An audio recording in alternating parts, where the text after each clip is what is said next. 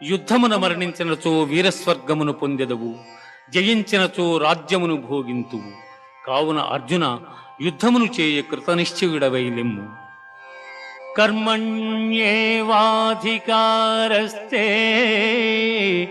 మా ఫలేషు కదాచన మా కర్మ ఫలహేతుర్భూః మా తే సంగోస్త్వ కర్మణి.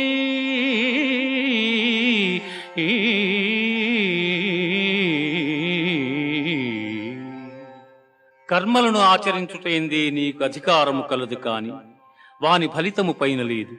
నీవు కర్మఫలమునకు కారణము కారాదు, అట్లని కర్మలను చేయుట మానరాదు.